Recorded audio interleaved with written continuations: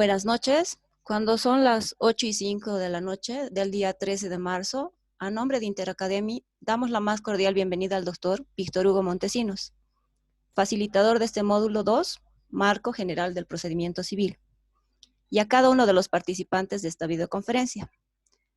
Doctor Montesinos, una vez más, agradeciendo el tiempo que dedica al desarrollo de este curso, le invitamos a que pueda dar inicio a su exposición, aclarando que una vez concluida la misma, habrá un tiempo destinado para realizar consultas.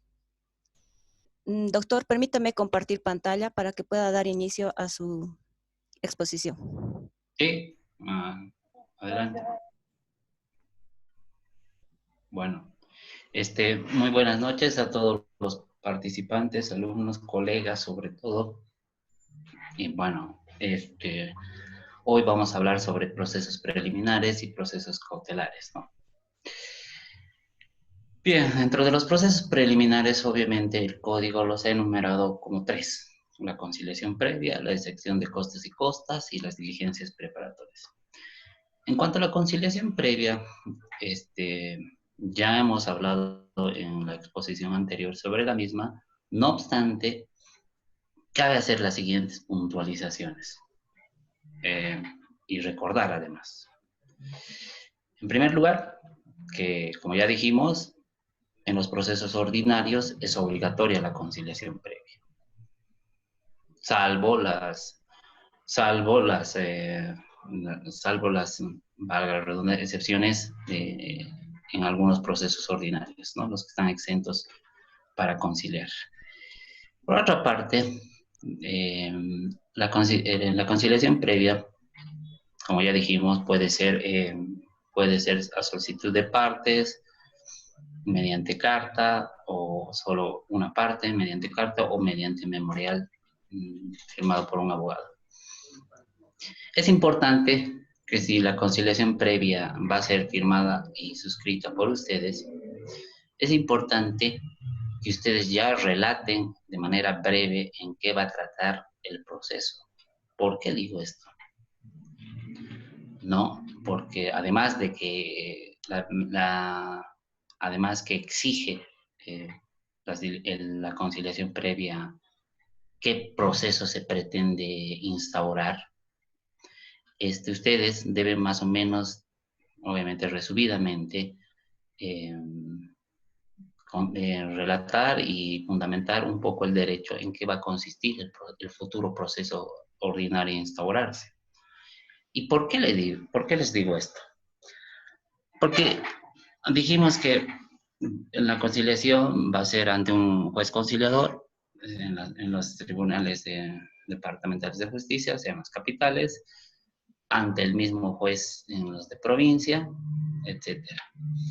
Bien, y señalo que ustedes ya deben relatar de manera breve, concisa, y que los hechos y el derecho en lo pertinente aplicando el artículo 110 del Código Procesal Civil.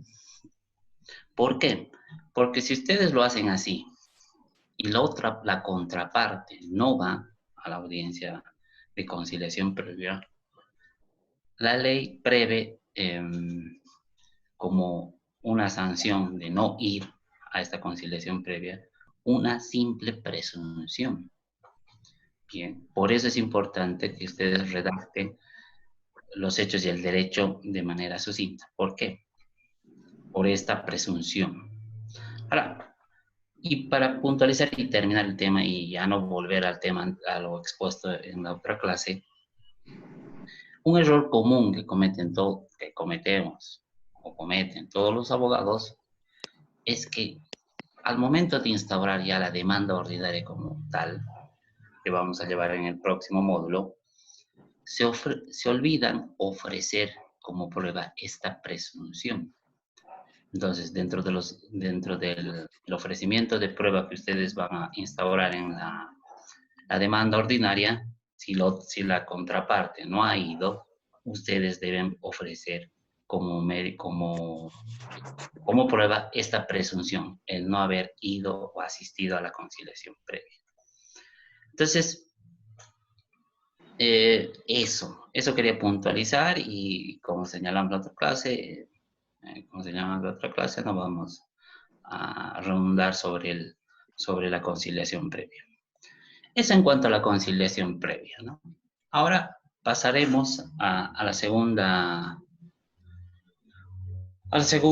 proceso preliminar descrito con el código como exención de costos y costos. Como ustedes sabrán, para los que hemos litigado o han litigado con el antiguo Código de Procedimiento Civil, este proceso se denominaba beneficio de gratuidad, ¿no? Entonces, y ahora le han cambiado de nombre y le han puesto exención de costos y costos, ¿no? ¿Cuál es la diferencia? Que este beneficio de gratuidad o exención de costos y costos era necesariamente se tenía que solicitar mediante abogado, ¿sí? Como proceso preliminar para instalar una demanda. Y la novedad que incluye o que introduce el código es que ya no se necesita, ¿no? Simplemente puede ser solicitada también con una simple carta a la autoridad que va a conocer el futuro proceso, esta exención de costos y costas, ¿no? Entonces, esa es la gran diferencia que existe con el anterior código. Entonces, sin embargo, si bien está instaurado como un proceso preliminar, esta exención de costos y costas no tiene carácter definitivo. O sea, es decir, que no causa ejecutoria si el juez ha accedido a otorgarle al litigante este beneficio, ¿no? Al futuro litigante este beneficio. Entonces puede ser revocado en cualquier momento. Otra de las novedades es que también se puede solicitar en cualquier instancia del proceso. Bien, básicamente, ¿en qué consiste la exención de costos y costas? Básicamente es una,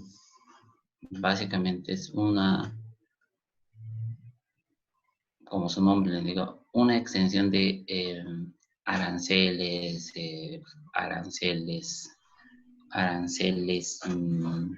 costos, tomando en cuenta que los costos son todo lo que se gasta en el proceso, ¿no? Y las costas son los honorarios profesionales que se gasta en peritos, se gasta en abogado y otros intervenientes en el proceso, ¿no? Entonces podríamos decir que es la gracia judicial que se otorga únicamente a quien no tiene los suficientes medios económicos para instaurar una demanda, ¿no? Eso podríamos definirla así o como quieran definirla. Ahora bien, como dijimos, no causa estado, puede ser revocada, puede ser solicitada como proceso preliminar o en cualquier instancia del proceso y básicamente sabemos que y esto está vinculado, la exención de costos y costas está vinculado con el derecho a la tutela judicial efectiva en su vertiente de acceso a la justicia. Entonces, fíjense, si bien el antiguo Código de Procedimiento Civil no había contemplado este derecho a la tutela judicial efectiva, en los hechos sí. Por eso es que el nuevo código, en base a los derechos fundamentales, ha previsto que puede ser solicitada sin carta de abogado y puede ser solicitada en cualquier instancia del proceso. Sin embargo, otra de las novedades que introduce este código es que puede ser parcial o total, ¿no? Entonces, parcialmente las costas, parcialmente los costos, aunque no debería existir costos, ¿no? Porque ya no se paga nada. Pero vuelvo y repito, y haciendo un paréntesis, todavía seguimos pagando todavía seguimos pagando cuantía en los procesos ejecutivos. ¿Te podrá pedir extensión de costos y costos para meter un proceso ejecutivo? La pregunta es esa. Y yo creo que sí. Sí, porque si no se estaría vulnerando el derecho a la tutela judicial efectiva. Nunca he visto, pero que alguien solicite en un proceso ejecutivo exención de costos y costas. Ya. Ya, cerrando el paréntesis.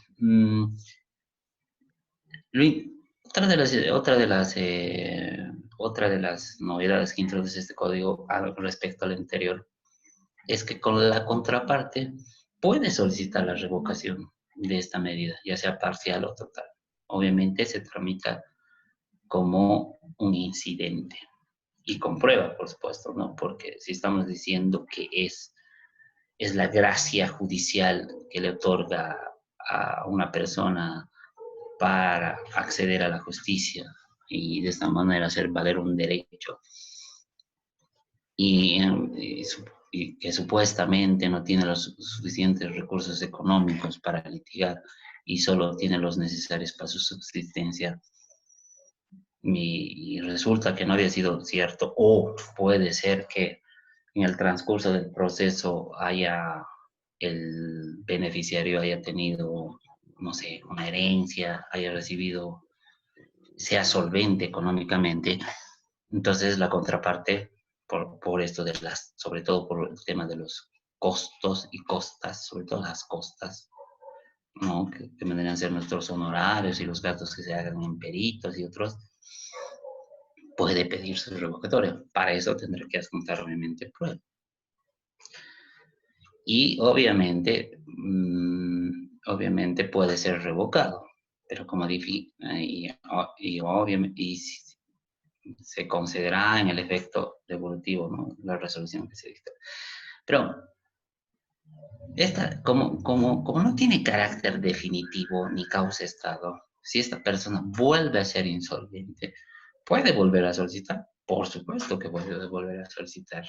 Entonces, fíjense, la extensión de costos y costas puede ser como un proceso preliminar o puede ser tramitado como incidente en cualquier estado del proceso, no causa estado, puede ser revocado, y si se deja la revocación como no causa estado, puede nuevamente ser solicitada. Bien, en la práctica, en la práctica, en la práctica, no se ha visto, ¿no? Y básicamente sus beneficios sería que se le asigne, si no tiene los suficientes medios, sería que se le asigne un abogado un abogado, o sea, un defensor de oficio, y que no le condenen en costas y costas, o sea, que no pague si es vencido en el juicio, no pague ningún honorario y tampoco pague nada de si se va a realizar peritajes u otros. Pero repito, dependiendo de la situación, será parcial o totalmente y puede ser revocado. En la práctica, como les dije, nunca he visto, por lo menos ni en el anterior código ni en este código he visto que alguna persona haya solicitado la exención de costos y costes. Y miren que yo he sido defensor de oficio, ¿no? Entonces nunca me han asignado, por ejemplo, en el antiguo Código de Procedimiento Civil, a algún cliente que haya solicitado exención de costos y costos. Yo he sido defensor de oficio 3 años y en esos 3 años nunca me asignaron, simplemente me asignaban a los que no podían ser encontrados, etc. Pero no está de más conocer bien este instituto, porque puede ser que tengamos familiares o amigos que no pueden costearse o informarse que tienen este derecho y obviamente por un favor podríamos solicitar, ¿no? Sobre todo sería interesante que alguien de ustedes pida la exención de costos y costas para instaurar un proceso ejecutivo, si es que alguna vez les toca. Bien, en cuanto, terminando esto de beneficio de gratuidad, pasamos a, este otro instituto procesal que ahora la denominan diligencias preliminares. Como ya sabemos, el antiguo código decía tenía el mismo espíritu y las llamaba medidas preparatorias. Básicamente, las mismas servían para encaminar un futuro proceso. Ahora solo se denomina diligencias preliminares, ¿no? O liminares, como llaman otros otros autores o otros doctrinarios, ¿no? ¿Para qué se solicita o por qué es importante?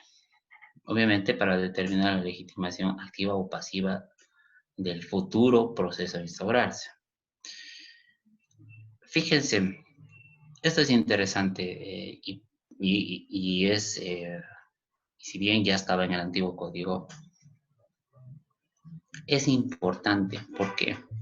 Porque el único código que no interesa quién es el representante legal, digamos, si estamos hablando de una persona jurídica, es el Código Procesal del Trabajo, donde basta señalar que la institución o la fundación XY me debe mis beneficios sociales y demando a Juan Pérez. Listo. No tengo la necesidad de probar quién es el representante legal. Y muchos de los abogados en procesos laborales meten la excepción de impersonería diciendo Juan Pérez no es el representante legal. Pero en el proceso civil sí es importante determinar quiénes tienen la legitimación activa o quiénes tienen la legitimación pasiva. ¿Por qué? Porque con las diligencias preliminares, como ya dijimos, se busca anticipar o anticipar o preparar el futuro juicio. No solo el que va a demandar, fundadamente va a ser demandado, ¿no? Y esto es interesante, porque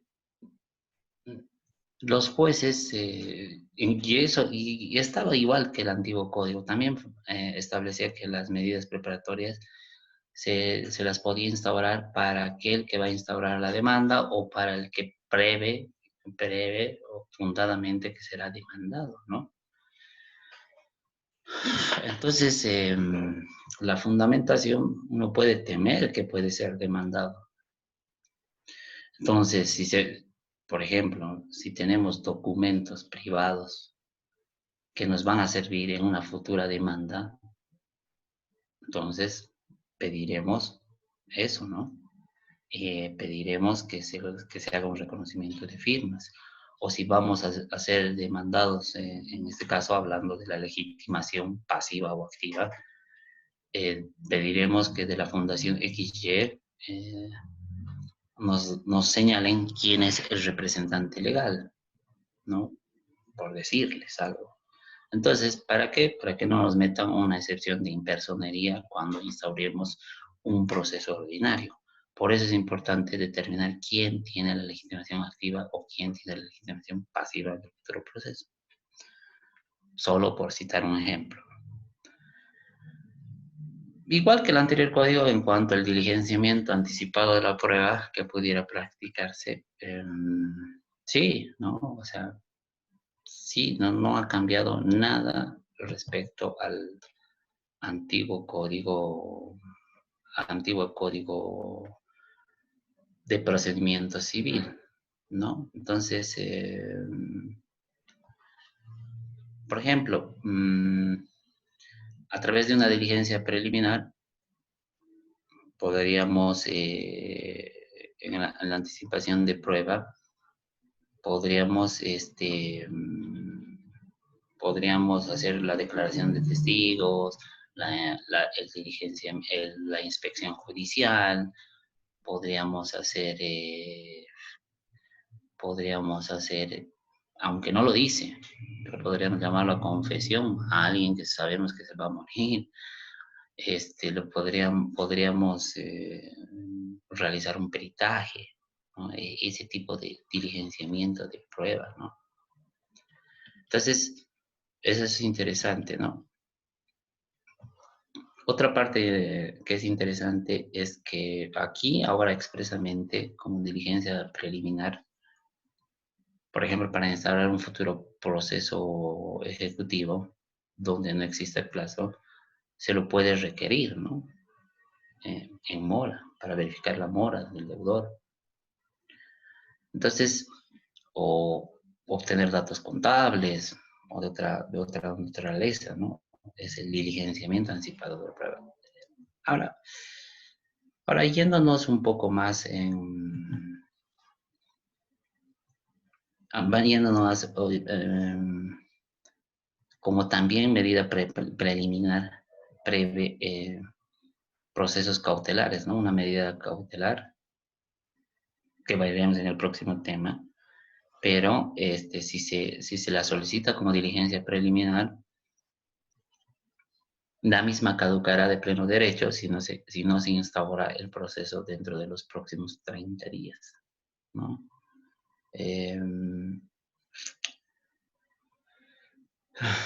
Entonces, eso podríamos señalar respecto a las diligencias preliminares. Entonces, y el código enumera una serie de diligencias preliminares, ¿no? Habla, por ejemplo, de la declaración jurada, ¿no? Entonces, esto es sobre, básicamente, fíjense, es como la legitimación activa o pasiva, porque dice que la declaración jurada que podrá prestar la persona contra quien se propusiere dirigir la demanda sobre algún hecho relativo a su personalidad, comprobación sin la cual no pudiera eficazmente el proceso. En ningún caso como será admisible con su medida que sea una confesión provocada bajo penalidad. Claro, aquí estamos hablando de la legitimación pasiva o activa, pero no estamos hablando del diligenciamiento anticipado de la prueba. Yo les dije, si ustedes, por ejemplo, si sabemos que va a morir una persona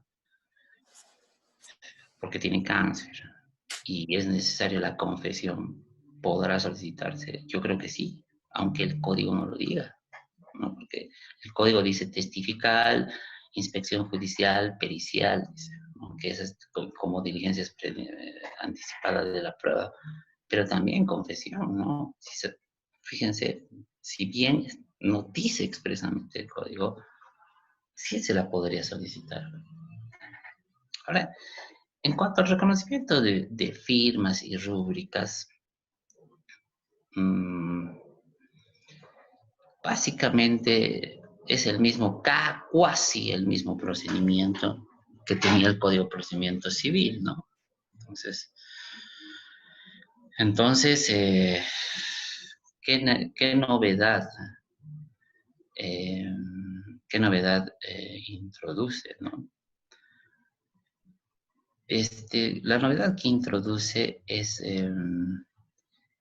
que si una persona se niega de la firma o rúbrica sobre un documento y se hace, obviamente, una prueba pericial para comprobar si eso no es su firma o rúbrica,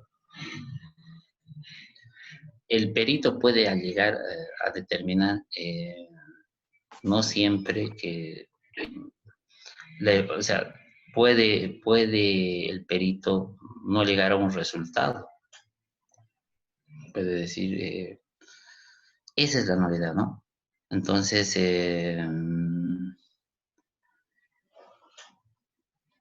esa es la novedad, que el perito puede llegar a determinar que que no ha llegado a un resultado al determinar si es o no es. Entonces, eso ya da mérito a un proceso ordinario como tal. Entonces, esa es la novedad. Y otra novedad que introduce y que obviamente tal vez no se ha puesto, es que las diligencias, por ejemplo, en el reconocimiento o en cualquier diligencia preliminar, puede ser objeto de oposición. Entonces, va, o sea, puedes ir y decir, obviamente, dentro del plazo de 5 días, oponerte a la misma o esbozar argumentos sobre este documento que se te pretende hacer firmar o rubricar, hacer reconocer mejor, porque puede ser tu firma, pero el contenido puede haber variado. Entonces, puedes oponerte, obviamente con prueba, dentro del plazo de 5 días, repito, desde que se te ha Ahí llamado. está. Entonces, te puedes oponer, ¿no? Entonces, esa es otra de las novedades. Y el juez va a o puede solicitar una aclaración, una modificación o una ampliación de cualquier diligencia preliminar. Ya, y concretamente hablando del reconocimiento de firmas y rúbricas, pues aquí, a diferencia de lo que de antes, del antiguo Código de Procedimiento Civil, no te daban la posibilidad de oponerte. Entonces, o lo que generalmente se hacía para, entre comillas, oponerse, siempre era ir a negar la firma y rúbrica. Y obviamente se abría el proceso pericial y se determinaba que era tu firma y rúbrica, y luego te instauraba un proceso ejecutivo o un proceso ordinario, ¿no? Pero ya tomándolo como cierto el contenido del documento. Entonces aquí uno podría ir, decir, evidentemente es mi firma y rúbrica, pero todos los hechos contenidos en el documento no son ciertos, por tal cosa, por tal cosa, por tal hecho, por tal prueba que tengo, etc. Entonces, cuando cuando sus clientes sean citados para un reconocimiento de firmas y rúbricas, deben analizar, ¿no? En qué contiene este documento, qué contiene o qué contiene el contenido, qué contiene, qué se dice en el documento, si ustedes tienen prueba o pueden pedir la modificación, aclaración, ampliación. ¿Por qué? Eh, para que después ustedes tengan una defensa, ya sea en el proceso ejecutivo y posterior ordinalización del proceso ejecutivo, si fuera el caso, más elementos para fundamentar de entrada, pero, ¿no?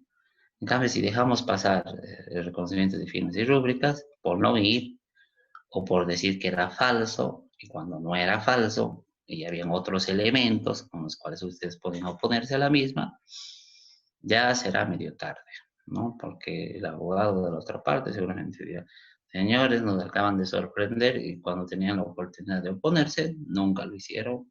Entonces, el contenido del documento es cierto. Y además, se ha comprobado por la pericia, también es su firma y rúbrica. Y él nunca dijo nada. Entonces, eso ese es un tema que ustedes deben manejar, ¿no? Porque todos los abogados de la vieja escuela, lo primero que hacían era para retardar el juicio, es decir, no es mi firma, no es mi rúbrica. Entonces, pero nunca se oponían al contenido del documento. Ustedes saben que hay el delito de uso de firma en blanco. Puede ser que haya ocurrido eso. Entonces ustedes ya de entrada dirán eso, ¿no? Sí, reconocemos las firmas y rúbricas, pero no reconocemos el contenido del documento porque es falso, por decirles. Y bueno, si les instauran, se les dará por reconocido, si se les instaura un proceso ejecutivo, luego ustedes dirán, bueno, meterán el incidente de falsedad o la excepción de falsedad o el medio que ustedes quieran, y luego podrán probarlo en un proceso ordinario, la falsedad del documento o a través de un proceso penal. Pero ya de inicio ustedes tienen que oponerse de cualquier diligencia preliminar, ¿no? Que modifiquen los hechos, o por ejemplo, si les llaman a la legitimación, pasiva o qué sé yo, tal vez tendrán que decir, bueno, la sociedad ya no existe, etcétera. Entonces, hay elementos para poder o modificar o ampliar o solicitar aclaraciones, etcétera. Esa es la novedad que ha introducido el Código Procesal, la oposición. Bueno, por supuesto que con la exhibición, ¿no? La exhibición sí, tal cual como era en el antiguo Código Procesal, ¿no? La exhibición del inmueble, objeto de la pretensión. En realidad, cuando se está hablando, siempre será de bienes que no son sujetos de registro, por lo general, ¿no? O en este caso, o algún vehículo mueve de registro, maquinarias, por ejemplo, no se registra ni en tránsito ni en ningún lugar. Y si ustedes van a tener un proceso sobre un tractor, digamos, donde no está inscrito ni en tránsito, ni en fondo de empresa, ni en derechos reales, ni en nada, pedirán pues, la exhibición de ese bien, ¿no?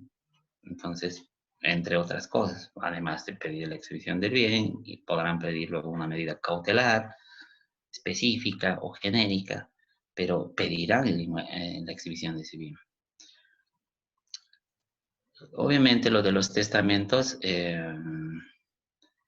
la exhibición de testamentos del quien cree ser heredero del mismo, ¿no? O legatario. Entonces deben justificar. Los títulos, otros documentos de propiedad, ¿no? Del bien vendido, eso es una herramienta que también estaba en el antiguo Código de Procedimiento Civil, ¿no? Sobre todo esta exhibición de títulos u otros documentos se basa, se basa sobre todo en procesos ya sea de reivindicación. El código dice de reivindicación, claro, ¿no? ¿Por qué? Porque es importante, porque generalmente muchos de nuestros clientes vienen y nos dicen, tal persona se ha entrado a mi casa y o sea, ahí está viviendo, tiene su casa construido, o se entró a mi terreno. Entonces es interesante pedir, ¿no? Bajo qué título está. Entonces, si no va o si no exhibe, entonces tendremos más elementos para, o si exhibe de maldad de documentos de propiedad, por decirle, ahí ustedes podrán demandar ya sea la reivindicación o el mejor derecho propietario o lo que les pareciere, ¿no? Según el caso, ¿no? Y en el mismo sentido va el siguiente inciso, ¿no? El título en el caso de saneamiento justifica la posesión actual de la persona que tenga que ser demandada de régimen de su otra acción real. Es lo mismo, digamos, ¿no? Básicamente es la exhibición de los títulos. ¿Bajo qué título tiene esa persona la propiedad o la posesión? Está en ese inmueble, ¿no? O mueble, no siempre será para inmuebles, ¿no? Sino también puede ser para muebles, autos, sujetos al registro, etcétera, u otros como ya dijimos, por ejemplo, tractores, ¿no? U otros bienes muebles que no están sujetos al registro. Aquí es interesante porque esto, cuando dice los documentos de la sociedad o comunidad, por eso es comunero, no se olviden que esto es obviamente materia comercial. Esto es para materia comercial, eh, sin dejar de mencionar que también hay sociedades civiles que regulan el Código Civil. No se olviden que los juzgados son jueces públicos en lo civil y comercial.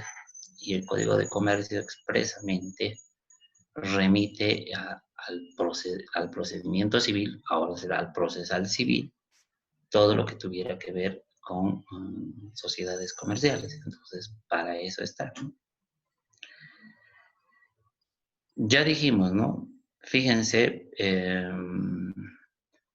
pese a que el nombramiento de un defensor de oficio también está previsto, pero solo para los casos de desaparición de una persona, ¿no?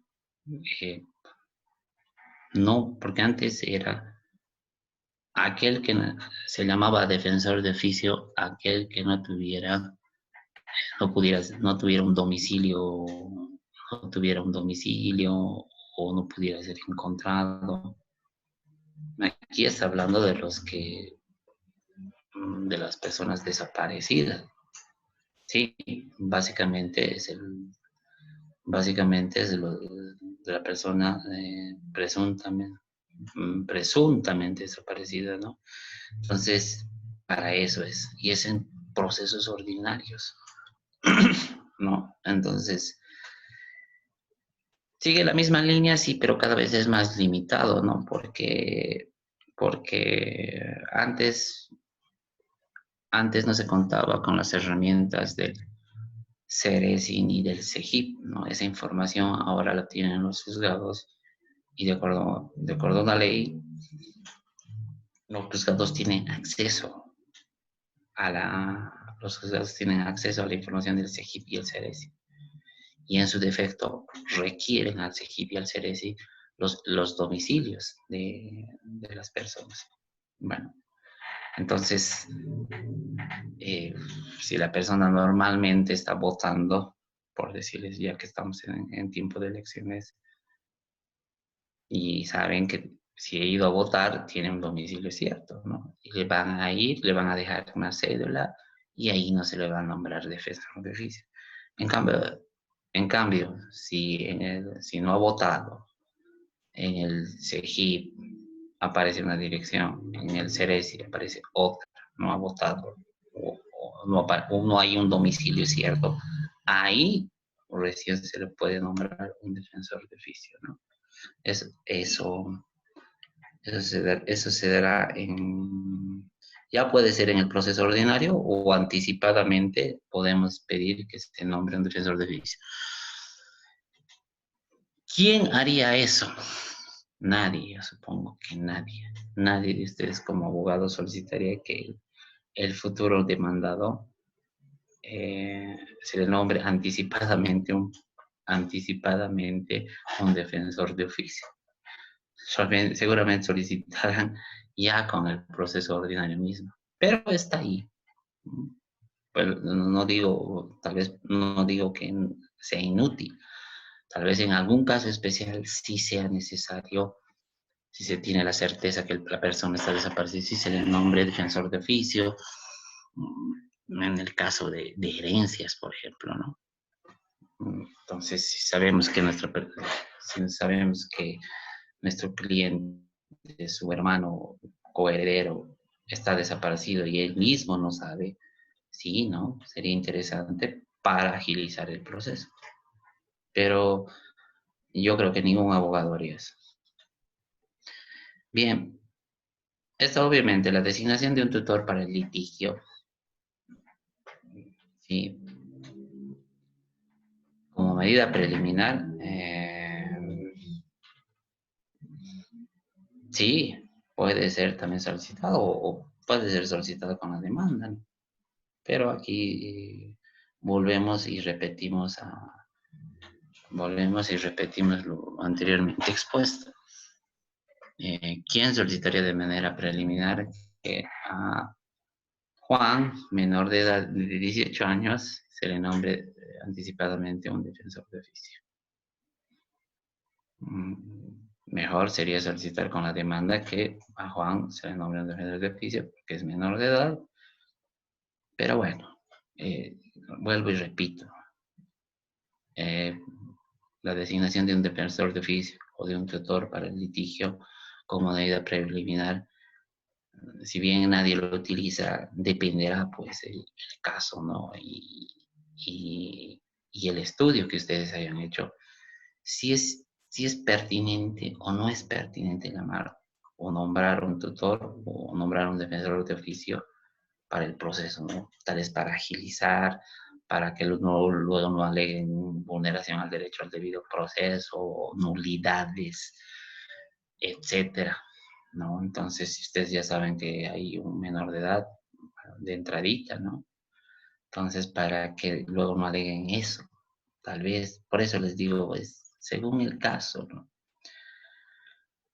Como dijimos hace rato sobre el diligenciamiento de pruebas, ¿no? Prevé que puede ser de inspección judicial, pericial o testifical, ¿no? Entonces, y dice que para que no se altere el bien o perezca el bien o puedan modificarse las circunstancias para el juicio. Dice.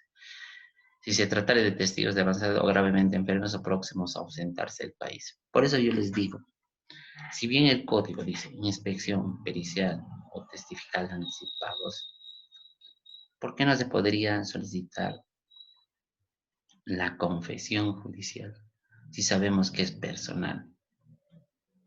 El código establece ahora, a diferencia del antiguo Código Procesal Civil, que la confesión es personal.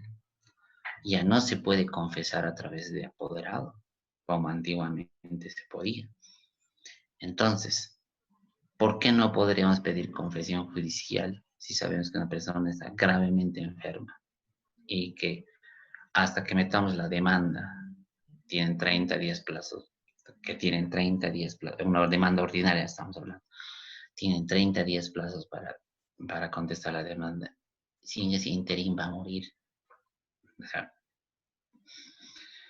yo, yo pienso que sí se puede pedir la confesión judicial.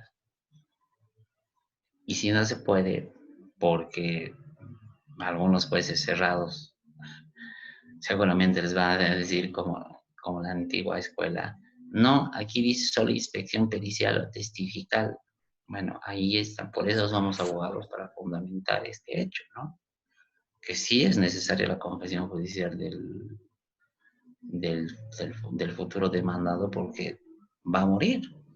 Entonces, sus herederos, ¿qué podrían confesar sobre hechos que solamente él sabe? Nada podrían confesar sus herederos. Entonces, por analogía, debería tenerse lo mismo, el mismo tratamiento que los testigos. Entonces, sobre todo yo lo digo los gravemente enfermos. Entonces, eso es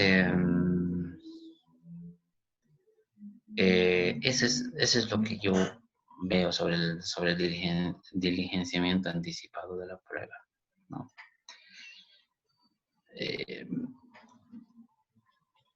En cuanto a ver otras novedades que podríamos señalar sobre las mismas.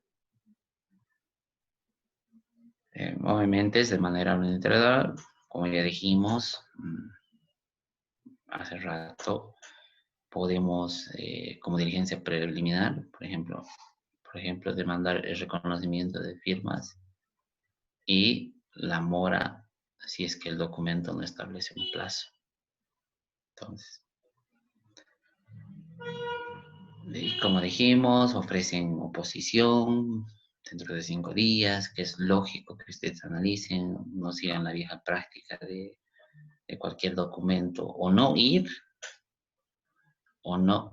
o señalar, o señalar que el documento es, que la firma o las rúbricas son falsas. Entonces, por eso tienen que hacerse contar bien los hechos con sus clientes para ver si se pueden oponer con prueba o pedir modificaciones, ampliaciones, aclaraciones sobre lo que sobre lo que se les está solicitando preliminarmente. Igual, ¿no? Esto no solamente en el reconocimiento de firmas, en cualquier diligencia preliminar de las que enumeramos anteriormente. Bueno, en las diligencias preliminares, por supuesto, ¿no? Si hay la figura de oposición, no se puede meter a excepciones ni incidentes, lógicamente, porque no estamos dentro de un proceso mismo. son procesos encaminados a preparar una demanda o prever fundadamente que uno será demandado. Por eso el código expresamente no habla de excepciones ni incidentes, ¿no? Bueno, si es negada cualquiera de estas diligencias preliminares, la misma puede ser apelada y será concedida en el efecto devolutivo. Eso podríamos señalar en cuanto a los procesos preliminares, por ahora. Dado que, como dijimos, dentro de los procesos preliminares podemos solicitar procesos cautelares, ¿no? Medidas cautelares, que es el siguiente tema que vamos a tocar. Bueno, igual, el antiguo código también preveía los procesos cautelares, ¿no? No es una novedad que haya introducido este código. Las llamaba medidas precautorias y básicamente tiene el mismo espíritu, ¿no? Que es asegurar el cumplimiento de la sentencia. Esto está vinculado directamente también con el derecho a la tutela judicial efectiva, que es que en su vertiente de cumplimiento, porque uno no solo acude al proceso, no solo accede a la justicia y instaura un proceso para ganar, sino lo que quiere es que se cumpla lo que se ha ganado. Entonces, eso tiene, por eso digo que tiene el mismo espíritu que el antiguo código llamado medidas precautorias. Sin embargo, como dijimos, si se solicita como diligencia preliminar, la misma caduca de pleno derecho si no se instaura el proceso dentro de los próximos 30 días, desde que se dicta la resolución de medida cautelar. La novedad más importante respecto al antiguo Código de Procedimientos Civiles es que desaparece la famosa contracautela. La famosa contracautela, que era un gran impedimento para solicitar medidas precautorias. ¿Por qué? Porque si se estaba demandando, no sé, pues un bien valuable en $100,000, se tenía que ofrecer como cautela, como contracautela, un bien de similar valor, ¿no? O algo. Entonces, en la práctica, muy pocas veces los abogados solicitamos medidas precautorias porque nuestros clientes no tenían bienes que equiparen a lo que se estaba demandando. Por eso es importante ahora que este código haya quitado la contracautela, volviendo y repasando en pos del derecho a la tutela judicial efectiva. Por eso se retiró la cautela, ¿no? Sin embargo, ha introducido dos elementos fundamentales para solicitar cualquier medida cautelar. Y es básicamente, si se dan cuenta, y ustedes estudian el código, es igual que en materia penal. Tiene el mismo espíritu. Tanto que, bueno, que van a llevar también en actualización de procedimiento penal. Las medidas cautelares tienen el mismo espíritu que las del procesal civil, con otro nombre, ¿no? Con otros elementos, pero es lo mismo, asegurar el cumplimiento, ¿no?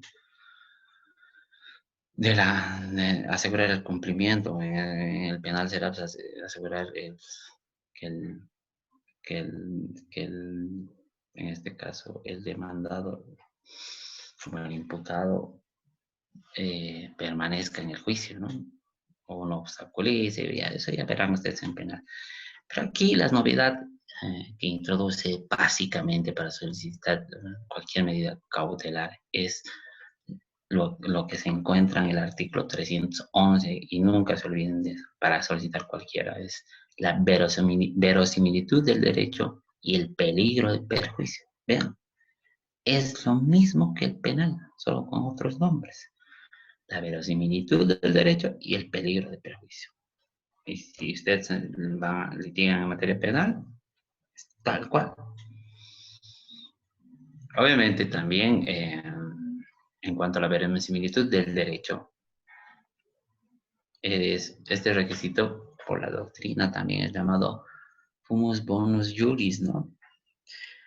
Básicamente consiste en la posibilidad razonable que la sentencia definitiva reconozca el derecho en que se va a fundar la pretensión, si es como medida preliminar, y si es con la demanda en la que se funda la pretensión. Y obviamente no requiere la certeza absoluta, ¿no?, del derecho que se demanda. Por eso yo he citado al profesor Martínez Botos, en la que dice que la demostración de la existencia de este derecho no requiere una plena prueba, ni la demostración concluyente de ese derecho, sino tan solo la acreditación prima facie del mismo. Claro, ¿no? O sea, si se está demandando, por ejemplo, no sé, pues si se está demandando, y esto, alumnos y colegas, es lo que no entienden los jueces civiles de la vieja guardia y los nuevos tampoco. ¿Por qué? Porque si estamos diciendo que es la posibilidad razonable de que en sentencia definitiva se reconozca este derecho, los jueces no dan, yo les debo decir, no dan, porque creen que si nos dan una medida cautelar con este argumento de la verosimilitud del derecho, creen que están obligados a fallar a nuestro favor, ¿no? Y el otro abogado, el de la contraparte, también pues dirá, usted señora ya ha prejuzgado el fondo. Entonces, en la práctica, alumnos, eso pasa. Y fíjense, en cambio, cuando son en procesos ejecutivos o coactivos, donde la verosimilitud del derecho es evidente, por ejemplo, un préstamo de dinero, ahí sí te dan embargo, anotación preventiva, secuestro o lo que pidas. Ahí no dudan y ahí sí te dan. Pero en un proceso ordinario,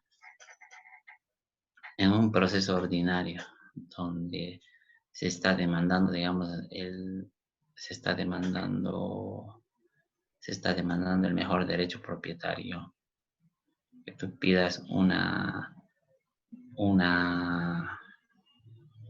medida cautelar, ya sea genérica o específica,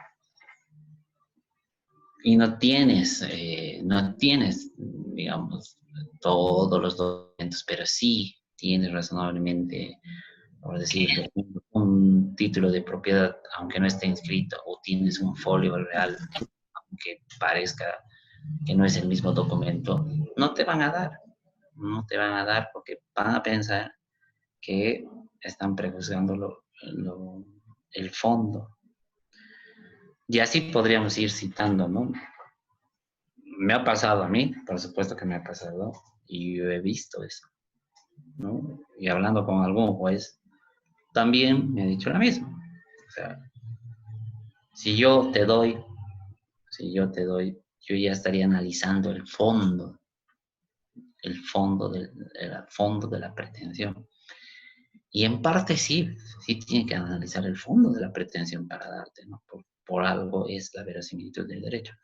Entonces, aquí, alumnos, hay que fundamentar muy bien por qué tenemos ese derecho a demandar, ¿no? No solamente el derecho, por qué razonablemente nuestra pretensión, sea la que fuere,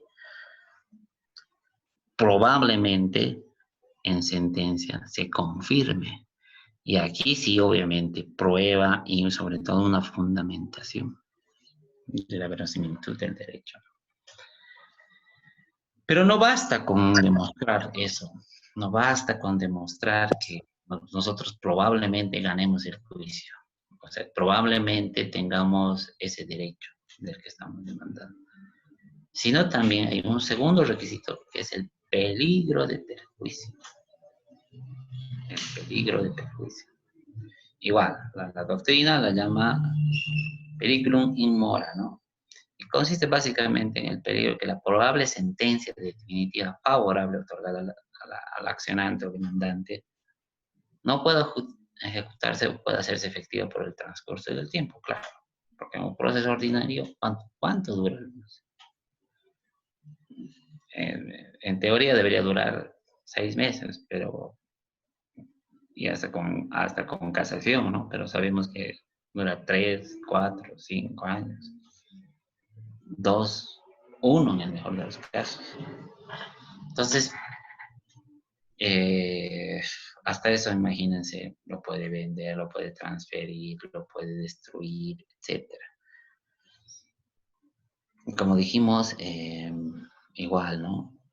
Está vinculado con el derecho a la tutela judicial efectiva.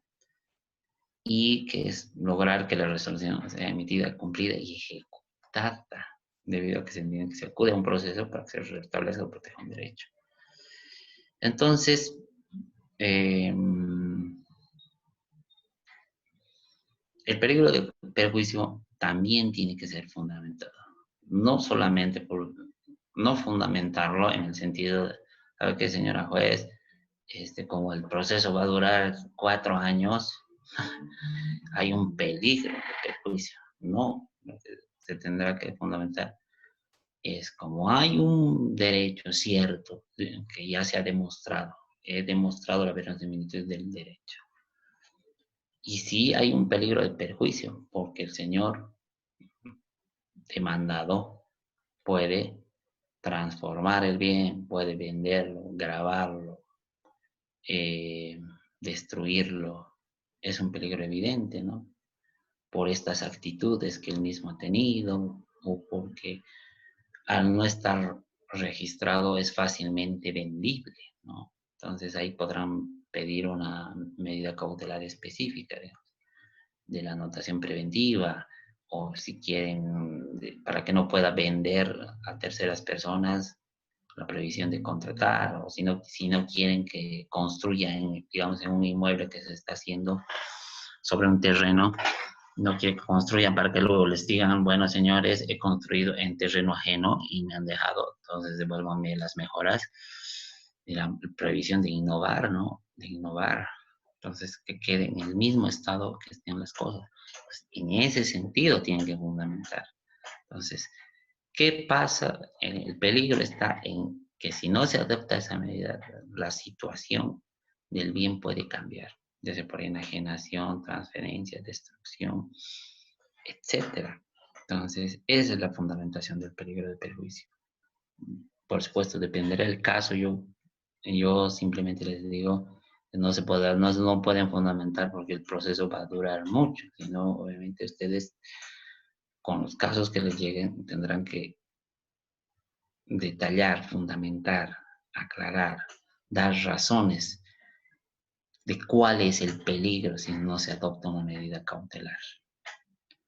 Además de fundamentar la verosimilitud del derecho, ¿no? Y vuelvo a repetir, ¿no?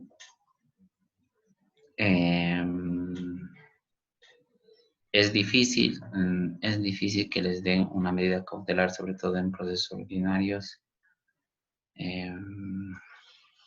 a diferencia de lo que ocurre en los procesos ejecutivos. Pero bueno, ustedes van a ser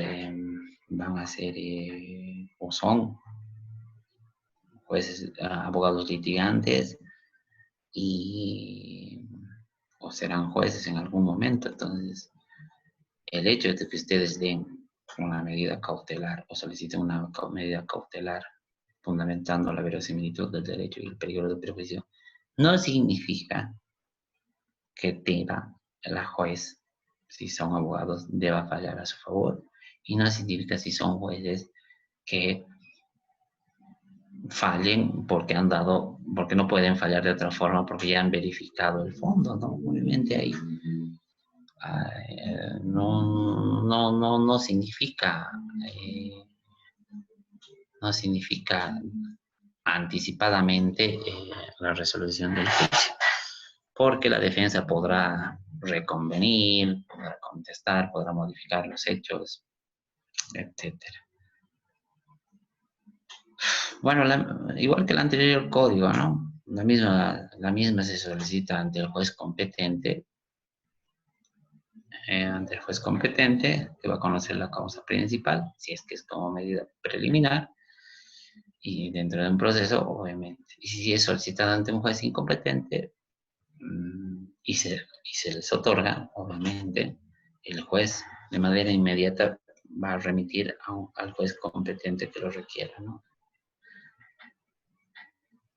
Ahora, ustedes pueden solicitar, digamos, prohibición de innovar, pero por todas las pruebas aportadas por ustedes, ve que ya no se puede innovar nada. Y el juez, en su sano juicio, puede adoptar otra medida cautelar. Podría ser prohibición de contratar. No siempre lo que piden se les va a dar, porque ahí sí el juez está facultado para cambiar la medida cautelar que ustedes solicitan, ¿no? Entonces, entonces esto no es,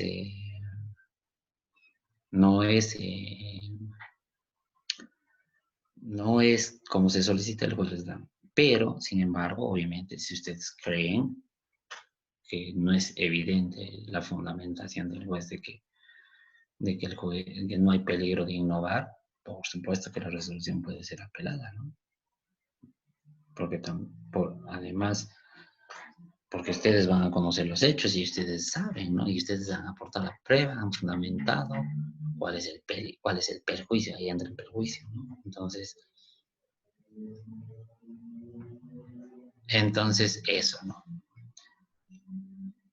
Ahora esta obviamente tampoco es la medida cautelar que se solicite. Puede solicitarse en cualquier estado del proceso, valga la aclaración, con medida preliminar, con la demanda, al medio, en cualquier estado del proceso, ejecución, sentencia, etcétera. Pero,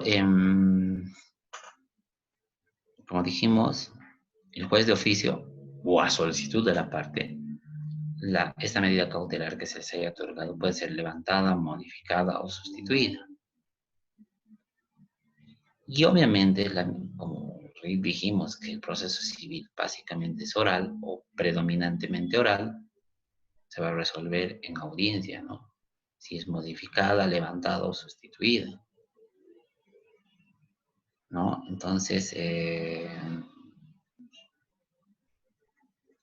por eso, vuelvo y repito, su fundamentación en cuanto al verosimilitud del derecho y el peligro tiene que ser muy clara y precisa. Porque si no es clara y precisa y el juez les ha dado y no han fundamentado bien estos dos requisitos, por supuesto que la otra parte, con una buena fundamentación, podrá pedir el levantamiento, la modificación o la sustitución. Pero bueno, además, una vez que se adopte la medida cautelar, ningún incidente, observación, etcétera, van a impedir la ejecución de la misma. Esto es claro, vuelvo y repito, ¿no? Esto está bien que sea así, que ningún incidente, observación impidan que se ejecute la medida cautelar, porque si no, al margen de evitar la famosa chicanería, lo que trata es, valga la redundancia, es garantizar el derecho a la tutela judicial efectiva. Entonces, obviamente, la medida cautelar se comprueba y y si si es rechazada, se admite recurso de apelación en el efecto deductivo. ¿No? Ahora, entrando un poco más cuáles medidas cautelares. Esto sí es una novedad, ¿no? Y me parece muy genial esta novedad. Porque antes las medidas precautores eran las que estaban en el Código de Procedimiento Civil y no se podía otra. No se podía adoptar otra medida que no sean las que estaban en el Código. No obstante, nuestro código, ahora, de acuerdo a la doctrina y siguiendo el Código Procesal Civil, modelo de Iberoamérica, que haya adoptado, por ejemplo, Uruguay, ha establecido medidas cautelares genéricas y específicas. Esta es la novedad de las medidas cautelares genéricas. Al ser genéricas, estamos hablando que son medidas cautelares innominadas, que no son las que están descritas en nuestro código. Entonces, ¿cuál es el límite de estas medidas cautelares? El límite será cualquiera y cuáles son además. Está a la imaginación de estos. ¿Qué medida cautelar genérica ustedes pretenden que se adopte para garantizar, repito, el derecho a la tutela judicial efectiva? ¿No? ¿Cuál es el límite? Obviamente el límite es el respeto a los derechos y garantías que tiene la contraparte. Ese es el límite, ¿no?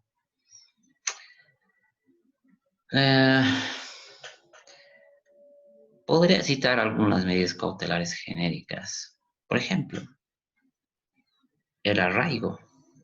Eso no está como medida cautelar específica.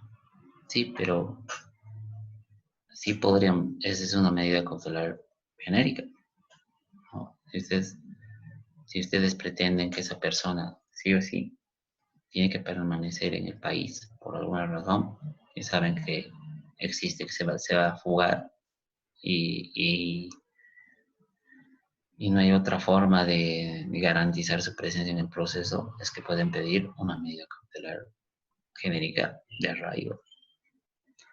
O por ejemplo, pueden pedir una medida cautelar genérica de apuntalamiento de una orden de apuntalamiento de edificios que está en vías de derrumbarse, ¿no? Por decirles algo. Después pueden pedir, digamos, si estamos estamos en un proceso comercial, podríamos pedir que medida cautelar se pida la suspensión de la asamblea de socios, o si estamos si estamos en una separación de socios, o la destitución de un socio, o qué sé yo, o la suspensión de un socio, podríamos pedir como medida cautelar que el mismo no concurra al negocio, ¿no? Y así podríamos señalar medidas cautelares genéricas. El límite es su imaginación, obviamente tampoco lo ocurras, ¿no? El límite es su imaginación en cuanto a qué medidas se puede pedir como medidas cautelares genéricas. Pero, ¿cuál sería el límite de esas? El respeto de los derechos y garantías que tiene toda persona. Ese es el límite. Bueno, en cuanto a las medidas cautelares específicas, como ya dijimos,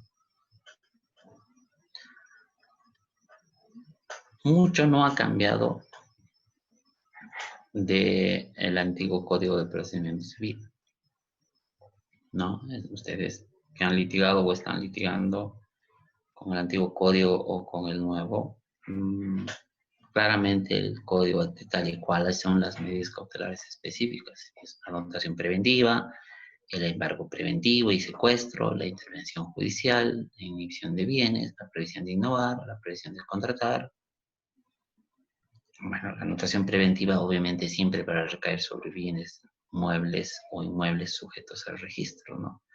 Básicamente se puede anotar la sentencia, perdón, la demanda como medida restrictiva para para que no se, para, con la finalidad de constituir, modificar o extinguir un derecho real o cualquier desmembramiento de este derecho, ¿no? Pero esta orden judicial debe ser clara, para tener el nombre de las partes del proceso, el objeto, quiere decir, proceso ordinario de reivindicación, la naturaleza de la causa, la situación de los bienes, el número de matrícula o datos registros si aquí ya no existiera. Bueno, finalmente debemos indicar que si la sentencia les fuere favorable para el que solicitó la anotación preventiva, posteriormente puede llevar el embargo o secuestro de estos bienes, ¿no? Afectados con esta anotación. Pero siempre será a solicitud de parte. Nunca el juez de oficio va a determinar eso, ¿no? Entonces, en cuanto al embargo preventivo, repito, ¿no? Es una figura que ustedes conocen y aplican mucho, la anotación preventiva, el embargo preventivo, utilizan ustedes mucho y han utilizado mucho, sobre todo en los procesos ejecutivos, ¿no? Y si se dan cuenta, vuelvo y repito, debería fundamentarse, ¿no? Toda medida cautelar, sea genérica o específica, debería fundamentarse de acuerdo al artículo 311, la verosimilitud del derecho y el peligro de perjuicio. Pero si se dan cuenta, en los procesos ejecutivos no fundamentan los abogados ni la verosimilitud del derecho ni el peligro de perjuicio, simplemente piden anotación preventiva, embargo preventivo, porque estamos ejecutando, no sé, pues, $30,000 que me adeuda el señor tantos, entonces pido anotación preventiva de tal bien, o embargo preventivo, o embargo de cuentas, y nada más, y no dicen nada más, y el juez les da sin siquiera verificar estos requisitos. Bien, entonces el embargo preventivo y la sanción preventiva son figuras o son medios cautelares que ustedes utilizan todo el tiempo en procesos ejecutivos. Pero, por supuesto, se puede utilizar en cualquier proceso, ya sea proceso ordinario, extraordinario, ejecutivo, ¿no? Entonces, no vamos a, no vamos a, no vamos a ahondar más. Simplemente decir eh, que, que deberían ustedes, así sea un proceso ejecutivo, así sea un proceso coactivo, o así sea cualquier proceso, deben fundamentar de acuerdo al artículo 13. Aprendan a fundamentar de acuerdo al 311 la verosimilitud del derecho y el peligro de perjuicio. Así sea un proceso ejecutivo y así no les exija el juez. Tengan esa práctica. Porque repito, ¿no? La medida cautelar puede ser levantada, modificada o dejada sin efecto. Si la otra parte sobre la solicitud, si ustedes no fundamentan, o sustituida. Si ustedes no saben fundamentar, cuando les llegue una oposición o un levantamiento, como no están acostumbrados a fundamentar, por supuesto por supuesto que la otra parte tendrá más elementos de ganar, de ganarles, ¿no? Entonces, eso. En cuanto al secuestro de bienes muebles y movientes, también es una práctica que ustedes han venido utilizando, sobre todo en los procesos ejecutivos, ¿no? Y que básicamente es, ¿no? que el embargo no asegura por sí mismo que al final del proceso siga en el estado en el que se encontraba al momento del embargo o haya desaparecido. Entonces, ahí tienen que fundamentar el peligro, ¿no? El perjuicio. Entonces pedirán el secuestro, ¿no? De estos bienes muebles o semovientes, ¿no? Entonces, ¿por qué es importante? La anotación preventiva, el embargo, incluso el secuestro, porque ustedes saben que en concurso de acreedores, eh, el primero que registra es el que, es el que al final, es el que al final tiene preferencia sobre los otros. Entonces, los bienes muebles es una manera de por lo menos garantizar algo, ¿no? Y el secuestro todavía aún más. De que al final de la sentencia, en ejecución de sentencia, ustedes puedan recobrar la creencia de lo que han demandado. Esto sí es una novedad, la intervención judicial, ¿no? Porque antes sí había intervención judicial, ¿no? Y señala que la intervención con facultades de administración o sin ellas o a falta de otra medida cautelar, nótense que es una especie de genérica y específica, puede ordenarse a pedido de cualquier socio o copropietario. Aquí estamos hablando, obviamente, de propiedades horizontales y estamos hablando de sociedades comerciales o sociedades civiles, ¿no? O de copropietarios de una propiedad que no sea propiedad horizontal, ¿no? Y básicamente eh, es para que exista un interventor y fíjense, el código habla muy bien de cuáles son cómo se va a intervenir. Por ejemplo, hay un interventor de la categoría de informante, con un único objetivo de hacer conocer el estado de los bienes u operaciones que serán objeto del proceso. Eso es, estamos hablando de sociedades comerciales, ¿no? También puede existir un inventario recaudador, ¿no? Cuando recayere sobre bienes o productos de frutos civiles o naturales. Y su función simplemente se limita a la de recaudar, ¿no? La parte envergada sin injerencia alguna en la administración. Y ustedes deben pasar, o les ha debido pasar. Son bien útiles, por ejemplo, el interventor recaudador, sobre todo,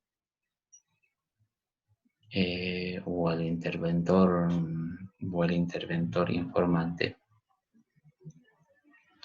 Por ejemplo, en copropiedades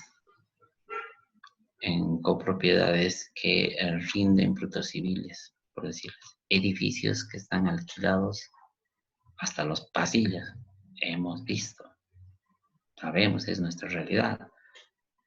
Aquí en el mercado campesino o en su ciudad hay lugares comerciales que están arrendados hasta el pasillo, ¿no? Y entonces en un proceso de división de herencia o división de inmueble, no solamente es pues la división de herencia y la división de inmuebles, sino también pues, la división de frutos civiles, ¿no? O la rendición de cuentas de esos, o la rendición de cuentas que generan esos bienes muebles. Entonces, ahí ustedes deberán solicitar pues, la intervención judicial, ya sea de uno que tenga la calidad de informante o la de recaudador, ¿no?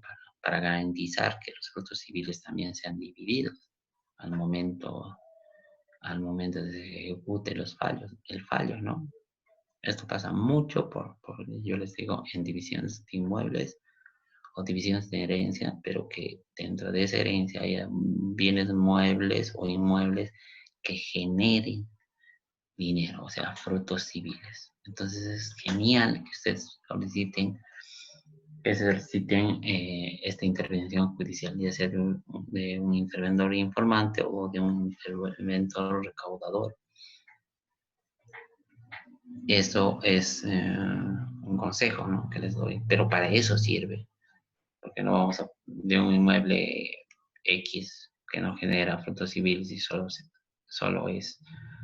viven familiares, ¿para qué vamos a solicitar? Pero si ese bien mueble, ya sea genere frutos civiles de arrendamiento, por supuesto, y uno no está percibiendo esos frutos civiles al margen de pedir la división del inmueble, pedirá, y de la rendición de cuentas, pedirán pues que se intervengan para que, porque no se olviden que el contrato de arrendamiento va a persistir incluso cuando cambie el nuevo propietario. Entonces seguirá continuando vigente el contrato de arrendamiento. Entonces, para eso sirve esta intervención.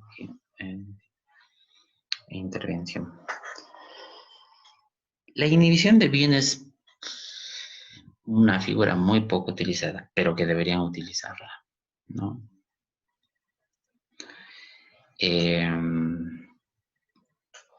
Porque muy claramente señala nuestro código que en todos los casos que no se pudiera haber llegado a embargar el bien que ustedes han solicitado, o a poderse, ¿no? O secuestrar, o lo que fuere, lo han encontrado. Sobre todo, estamos hablando de bienes muebles o semimovientes. No lo han podido embargar o secuestrar. Sobre todo pasa con vehículos, ¿no? Que ustedes saben, lo transfieren, lo llevan a otro lado, etcétera, etcétera. Entonces, si no ha podido hacer eso, ustedes ahí piden la inhibición de bienes, de todos los bienes del deudor, ¿no? O también pueden pedir inhibición de bienes cuando el monto que han embargado no cubre la creencia, ¿no? Entonces, con esto, con la inhibición de bienes, el deudor ya no va a poder vender o grabar, ¿no? Los bienes. Y bueno, entonces con esta inhibición de bienes se va a registrar en todo lado, ¿no? Se va a registrar, por decir, en una empresa, si son sociedades comerciales o tienen una empresa, se va a registrar en derechos reales, en tránsito. Entonces él ya no va a poder vender o grabar ningún bien. Entonces es una figura, pero es una figura muy poco utilizada, pero muy útil para realmente garantizar que al final, al final del proceso ustedes puedan ejecutar la sentencia, ¿no? Bien, aquí terminaríamos,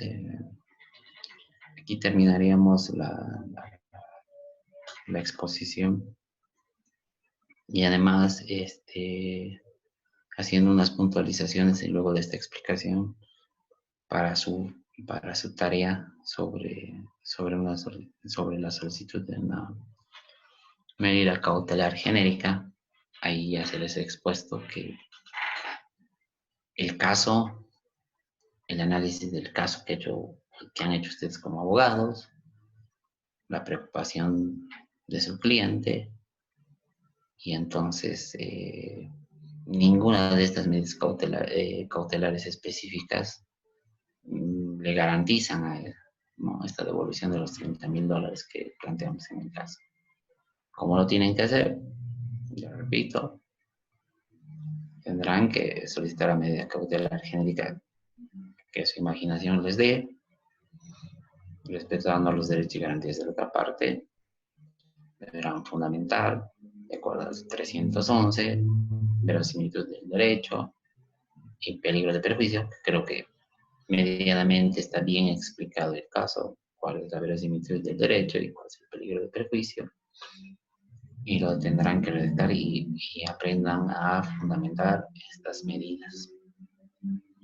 Por supuesto, el trabajo no tiene límites de extensión. Y bueno, básicamente se va a calificar esta fundamentación de la verosimilitud del derecho y el peligro de perjuicio en su trabajo.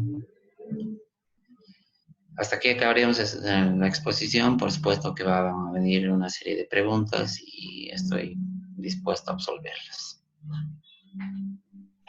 Muchas gracias, Ya. doctor. Hola. Muchas Sí, gracias, doctor. Damos paso a la ronda de consultas de participantes, por favor.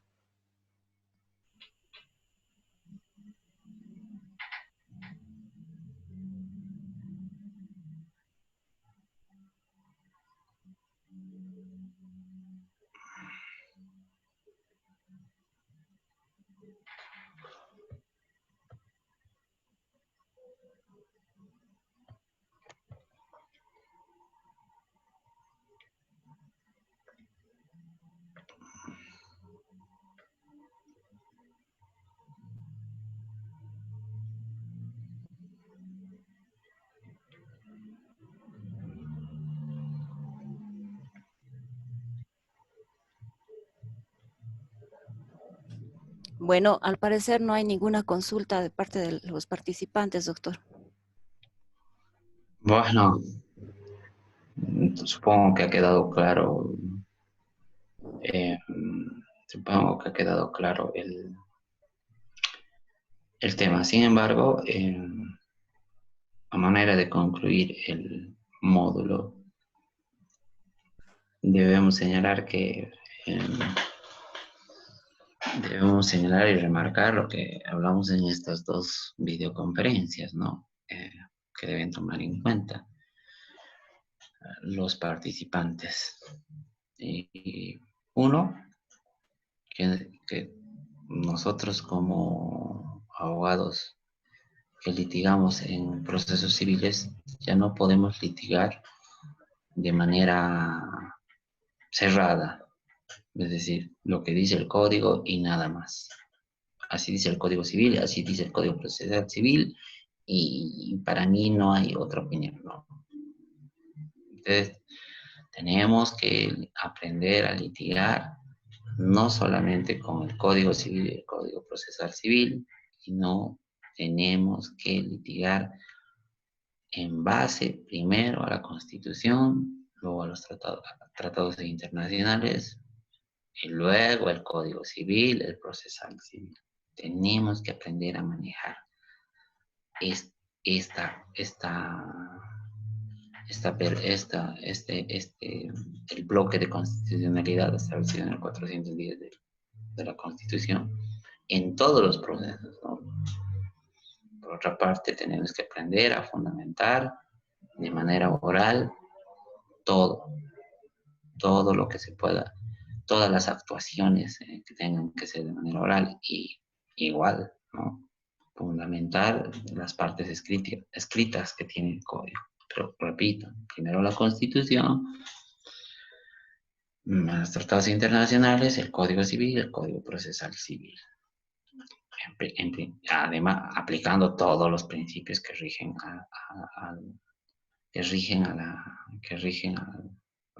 a la jurisdicción ordinaria o la justicia ordinaria, ¿no?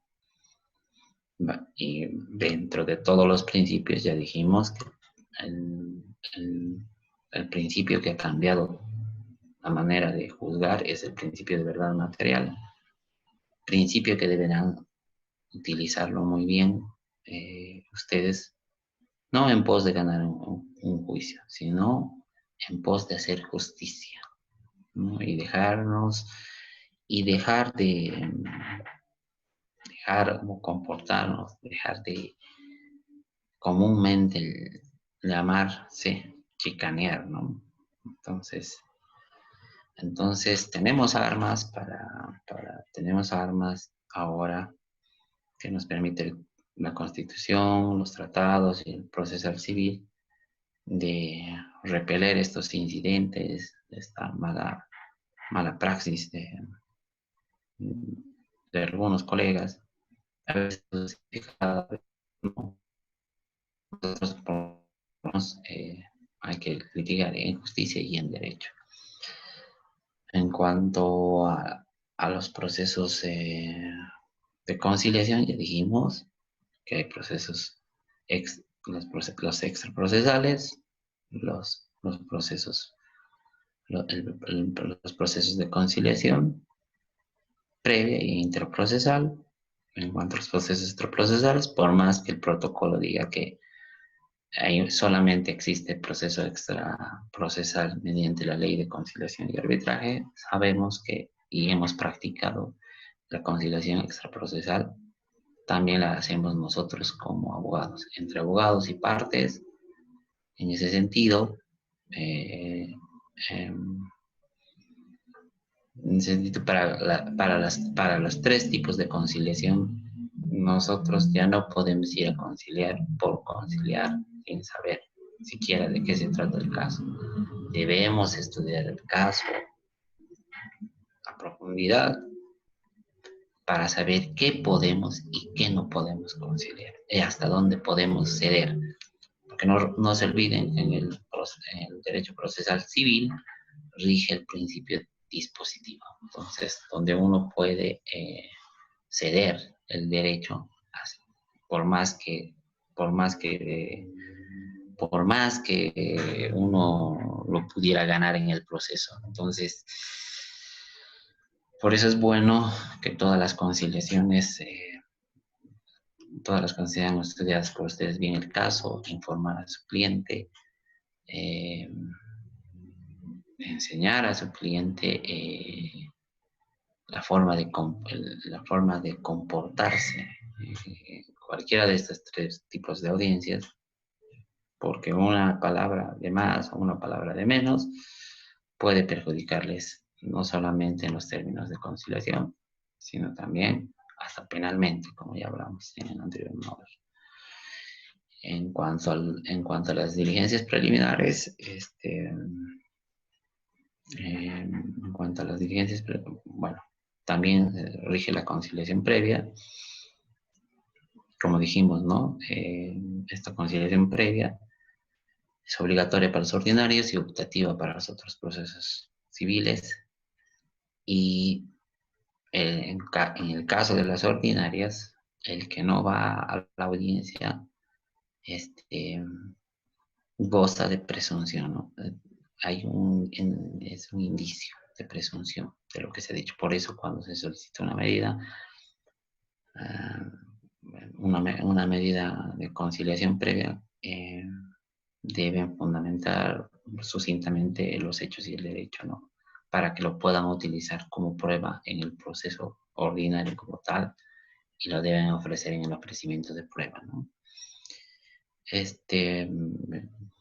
Ya dijimos también que en las conciliaciones previas hay un protocolo que ustedes lo tienen, pero en las conciliaciones intraprocesales directamente con el juez no existe ningún protocolo. Es al libre arbitrio del juez, donde algunas veces hablan sobre las partes, que sería lo correcto, porque debería regirse los mismos principios de confidencialidad, etc. Hacen salir a todos los abogados y a todos, solo quedan la secretaria, el juez y las partes. Otros jueces permiten la intervención de los abogados, no hacen salir a nadie.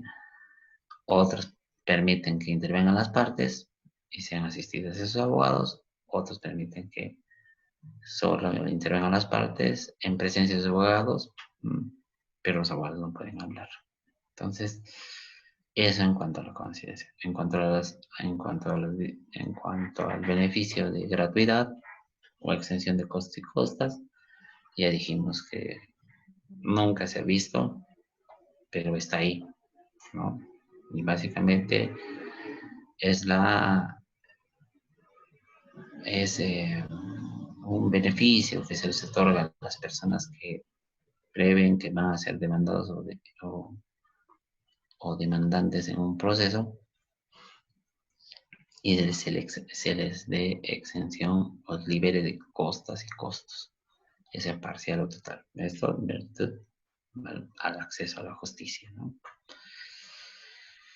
En cuanto a las medidas cautelares, también que pueden ser interpuestas como medida preliminar, las mismas caducarán en 30 días si no se interpone la demanda principal, o también pueden ser impuestas en cualquier estado del proceso.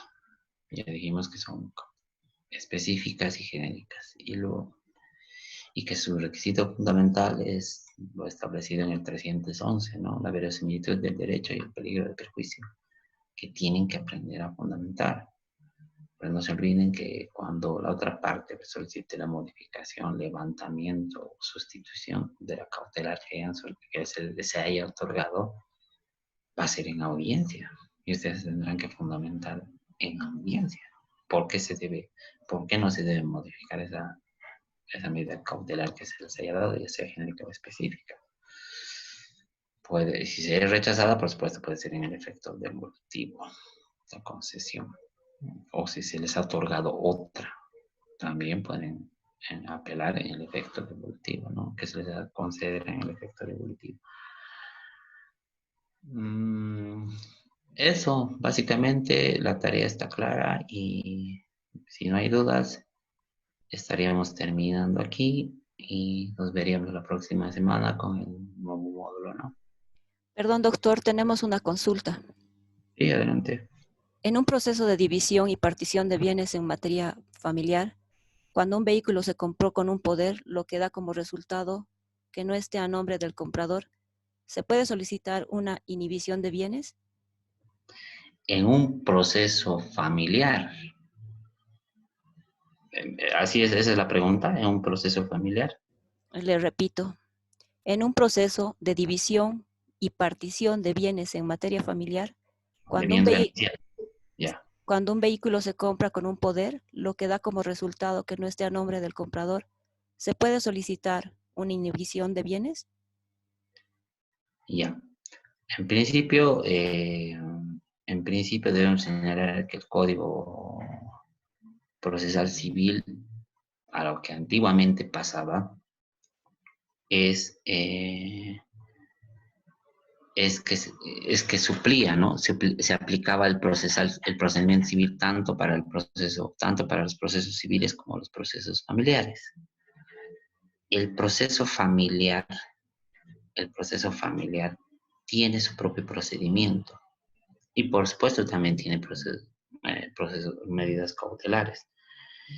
En este caso, si me está preguntando si sería bueno ponerle una inhibición de bienes en materia cautelar, mejor sería el embargo y secuestro, ¿no?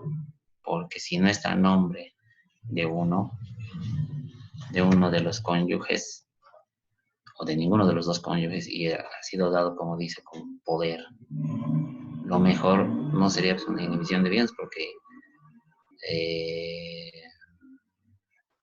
lo puede sustituir el poder, ¿no?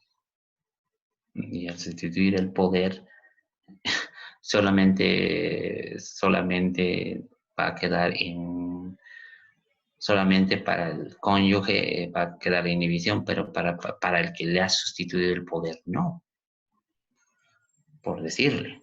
En ese caso, yo, en materia familiar, pediría el embargo y secuestro, o en todo caso, el secuestro de ese bien. Espero haber respondido su consulta.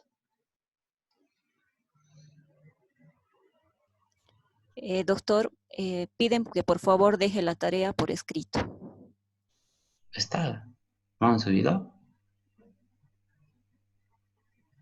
Ya se ha pasado, no está en la plataforma. Sí se encuentra en plataforma, doctor. Ya está por escrito, Sí, ¿o no? está por escrito. Entonces, bueno, estaría respondida la pregunta, ¿no? Así es. Bueno, creo que no tenemos más consultas, doctor. Muy bien. Nuevamente, entonces, darle las gracias, doctor Montesinos, por la exposición dada, al igual que a cada uno de los participantes. No habiendo más consultas, perdón, tenemos una consulta. Adelante, adelante.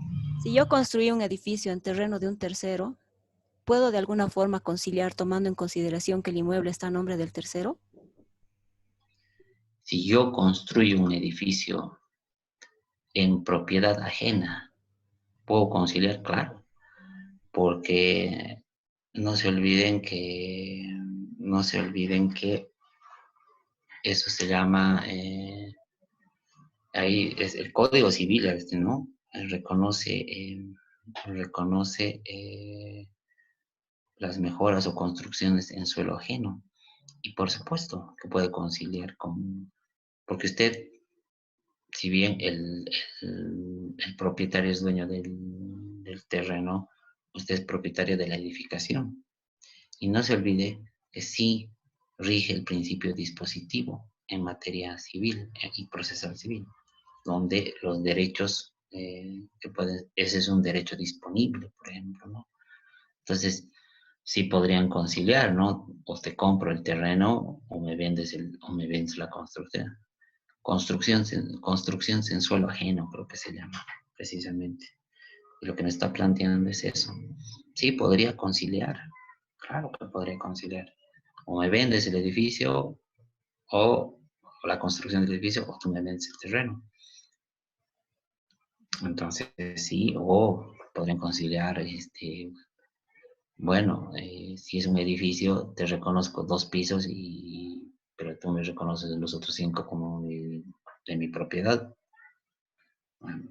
Fíjense, varias alternativas que podrían poner. O una manera de compensación sería esa, de te compro o me vendes, o te reconozco 2 pisos y tres para mí, etcétera, ¿no? Entonces, o lo venderemos el edificio y yo te pago el valor del terreno a nivel comercial, pero yo cobro por las construcciones. Entonces, fíjense, por eso les digo, queridos colegas, que esa es la manera de estudiar el caso, ¿no? Ir con posiciones claras a la hora de conciliar, ya sea extraprocesal o previa o intraprocesal, ¿no? No decir vamos a pensarlo, sino tener estas son nuestras alternativas, las que acabamos de decir. Me vendes, te vendo, no vendemos el edificio y tú cobras el valor de tu terreno y yo cobro el valor de mi construcción. O te reconozco 2 pisos, pero tú me reconoces los 3, pero ya ahí acaba el proceso. Entonces, obviamente, eso no significa que no van a ganar ustedes por el proceso.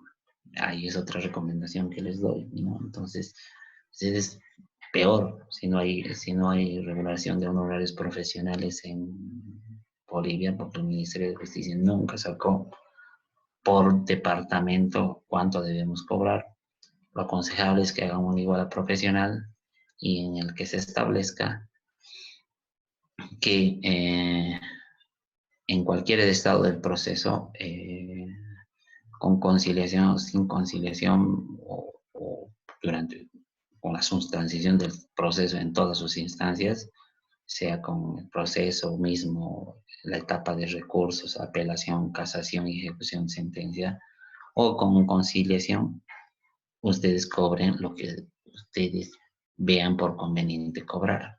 Entonces eso lo tienen que poner en una iguala, ¿no? Entonces ahí ustedes van a sentir que no están perdiendo, porque el cliente no va o no recurre donde ustedes a que les dé porque ustedes son los mejores o porque ustedes son los peores. El cliente recurre a ustedes para que se les solucione el problema, ¿no? A eso va el cliente, viene el cliente. No a saber cuánto sabe el abogado o cómo mejor habla o si su memorial es de 20 páginas o de una, no.